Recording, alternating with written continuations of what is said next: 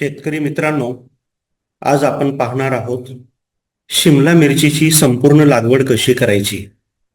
बऱ्याच वेळेस काय होतं, माहिती अभावी आपण बरेच असे पारंपरिक पीक घेतो आणि आपल्याला ज्या प्रमाणामध्ये नफा हवा आहे त्या प्रमाणात आपल्याला नफा मिळत नाही.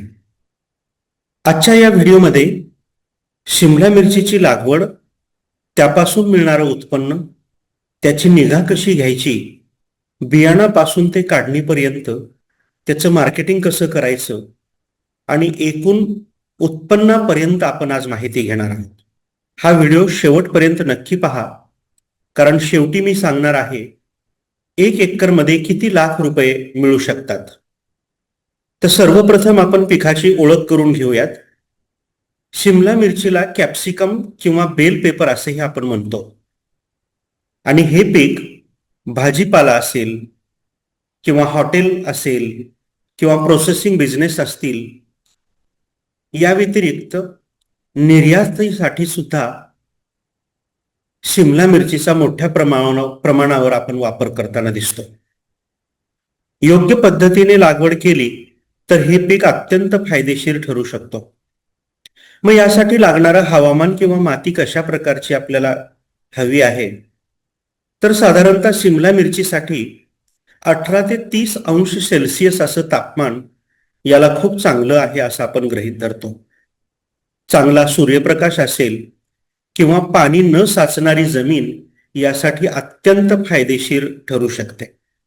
मग मातीचा पीएच हा किती असला पाहिजे, तर तुम्ही मातीचं परीक्षण केल्यानंतर तुम्ही हे निश्चित करा की शिमला मिरचीसाठी साधारणतः 6 ते 6.8 असा त्याचा पीएच असला पाहिजे.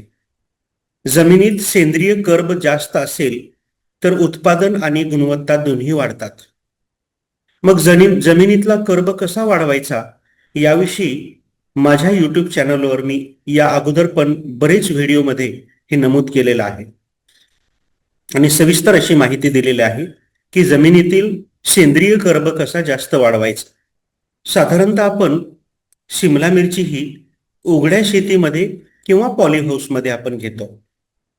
मग उघड्या शेतीसाठी साधारणतः कॅलिफोर्निया वंडर या प्रकारची जी काही वाण आहे किंवा आर्का मोहिनी हे जे वाण आहे, तर आपल्या महाराष्ट्रामध्ये मॅक्झिमम शेतकरी हे दोन्ही वाणं लावताना आपण पाहतो. आणि जास्त उत्पन्नासाठी हायब्रिड वाण सुद्धा आपल्याकडे उपलब्ध आहेत, ज्यामध्ये प्रामुख्याने बरेच शेतकरी इंद्रा, बॉम्बी किंवा रेड बुल या व्हरायटी लावताना आपण पाहतो. मग साधारणतः बियाणाचे प्रमाण आपण कसे वापरायचे आहेत, तर 1 एकरासाठी सुमारे 60 ते 80 ग्रॅम हायब्रिड बियाणे हे पुरेसे असतात. मी परत रिपीट करतो, 1 एकरसाठी साधारणतः 60 ते 80 ग्रॅम हायब्रिड बियाणे आपण घ्यायचे आहेत. मग यासाठी लागणारी जी रोपवाटिका आहे किंवा लागवड आहे ती कशी करायची, तर बियाणे पेरल्यानंतर साधारणतः 25 ते 30 दिवसांनी रोपे लागवडीस तयार होतात. म्हणजे सर्वप्रथम आपल्याला रोपं तयार करून घ्यायची आहेत आणि ते रोपं साधारणतः 25 ते 30 दिवसांचे ज्यावेळेस होतील त्यावेळेस आपण त्याला थोडंसं बारकाईनं जर निरीक्षण केलात तर साधारणतः 4 ते 5 पाने त्या रोपाला आलेले आपल्याला पाहावयास मिळतील. म्हणजेच 4 ते 5 पाने असलेली रोपे आपण निवडावीत. मग एक प्रश्न असेल की 2 रोपांमधील अंतर हे किती आपण ठेवलं पाहिजे, तर साधारणतः 45 बाय 45 सेंटीमीटर एवढं अंतर आपण 2 रोपांमध्ये ठेवणं गरजेचं आहे. आणि हे लक्षात असू द्या की लागवड शक्यतो संध्याकाळी करावी, जेणेकरून तो वातावरण अतिशय चांगलं किंवा फायदेशीर ठरू शकतं. मग पाणी व्यवस्थापन आपण कसं करायचं, तर शिमला मिरचीला नियमित पण मर्यादित पाणी लागतं आणि विशेषतः जर आपण ड्रिप सिंचन केलं तर अधिक उत्पन्न आपल्याला यापासून मिळू शकतं. कारण अति पाणी दिल्यास फुलगळ व रोग होतात, याची आपण काळजी घ्यायची आहे. म्हणजे जास्त पाण्यामुळं फुलांची गळती सुरुवात होते किंवा तिथं अनेक प्रकारचे रोग आपल्याला पाहावयास मिळतात. मग यासाठी लागणारं खत किंवा अन्नद्रव्याचं नियोजन आपण कसं करायचंय, तर साधारणतः एका एकरसाठी जे शेणखत आपल्याला लागणार आहे, तर ते शेणखत 8 ते 10 टन आपल्याला लागणार आहे. आणि या व्यतिरिक्त आपल्याला नत्र असेल, स्फुरद असेल, पालाश असेल, याचं संतुलित प्रमाण आपल्याला द्यायचंय. मग संतुलित प्रमाण आपल्याला किती द्यायचे याविषयी थोडीशी चर्चा करूयात आपण. मग साधारणतः आपण जे एनपीके म्हणतो आपण, तर ते एनपीके जे आहे त्याच्यातलं एन जे आहे त्याला नत्र म्हणतो किंवा नायट्रोजन म्हणतो. तर हे नायट्रोजन आपल्याला घ्यायचंय. फॉस्फरसला त्याला आपण स्फुरद असं म्हणतो, किंवा पोटॅश असेल त्याला पालाश किंवा पोटॅशियम असं आपण त्याला म्हणतो. आणि याचं संतुलित प्रमाण आपल्याला इथं द्यायचं आहे. खतांचं जे प्रमाण आहे ते मातीच्या गुणवत्तेनुसार आपल्याला माती परीक्षण अगोदरच करून घ्यायचंय आणि त्याच्यातलं एनपीके किती साधारणतः अवेलेबल असू शकतं याचा अंदाज आपल्याला घ्यायचा आहे. आणि त्याप्रमाणे खताचं प्रमाण मातीच्या गुणवत्तेनुसार व पाण्याच्या उपलब्धतेनुसार आपल्याला इथं बदलत असतं, याचं आपण इथं नोंद घेतली पाहिजे.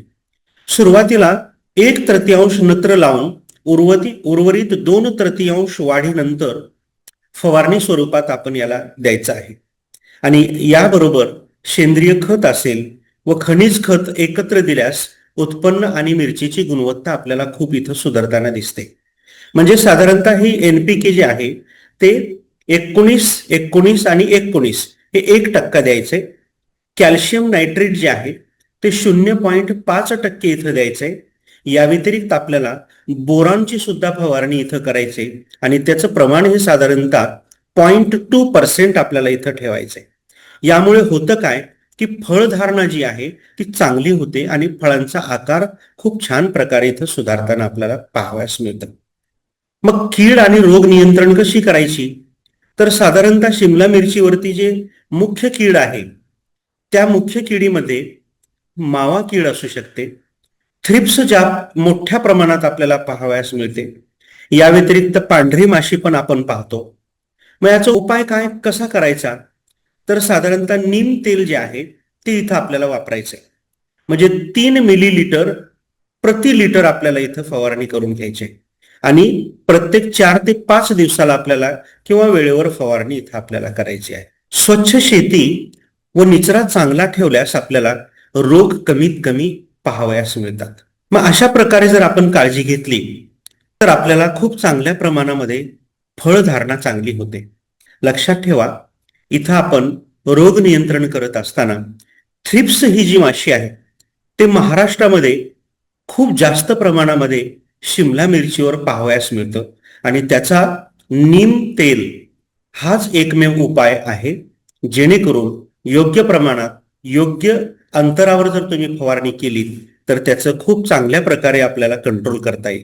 मग यानंतर पाहूयात आपण काढणी कशी करायची, म्हणजे हार्वेस्टिंग कशी करायची.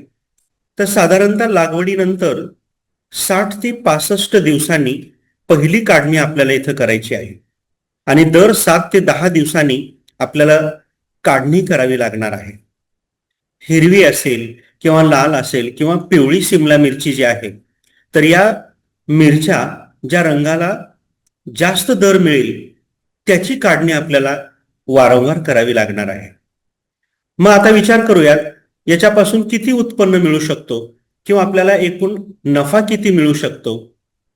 तर शिमला मिरचीची लागवड केल्यानंतर आपण सुरुवातीला एका एकरमध्ये त्याचा खर्च आणि उत्पन्नाचा जर विचार केला तर लक्षात ठेवा, यासाठी लागणारा एकूण कालावधी जो आहे तो 6 ते 8 महिने आहे आणि 8 ते 10 वेळा आपल्याला तोडणी करता येते. मग यासाठी अंदाजे जे खर्च आहे तर लक्षात ठेवा, नांगरणी असेल वखरणी असेल म्हणजे जमिनीची तयारी करण्यासाठी साधारणतः अंदाजे खर्च हे 5,000 ते 7,000 पर्यंत आपल्याला येऊ शकतो. सुधारित बियाणे किंवा रोपे आपल्याला जर घ्यायचे असतील तर साधारणतः अंदाजे खर्च जे आहे ते 12,000 ते 18,000 पर्यंत आपल्याला येऊ शकतं. रोप वाटिका असेल किंवा लागवड खर्च जर आपण धरला तर यासाठी साधारणतः 4,000 ते 6,000 पर्यंत आपल्याला खर्च येऊ शकतो. मग शेणखत असेल किंवा सेंद्रिय खत असेल यासाठी 6,000 ते 8,000 पर्यंत आपल्याला खर्च जाऊ शकतो. मग NPK असेल, मायक्रोन्यूट्रिएंट्स असतील, रासायनिक खते असतील, यासाठी साधारणतः आपल्याला 6,000 ते 8,000 पर्यंत खर्च येऊ शकतो. आणि अनुदान जर आपण घेतलात आणि अनुदानानंतर जर आपण ठिबक सिंचनाचा प्लॅनिंग केला तर अनुदानाचा खर्च वगळता आपल्याला ठिबक सिंचनासाठी साधारणतः 10,000 ते 15,000 पर्यंत अंदाजे खर्च येऊ शकतो.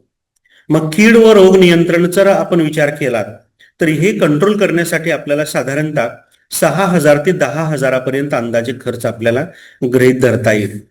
मग त्याची काढणी असेल किंवा निंदणी असेल तर त्याचा एकूण मजुरी खर्च जे आहे ते अंदाजे 12,000 ते 18,000 पर्यंत आपल्याला येऊ शकतो.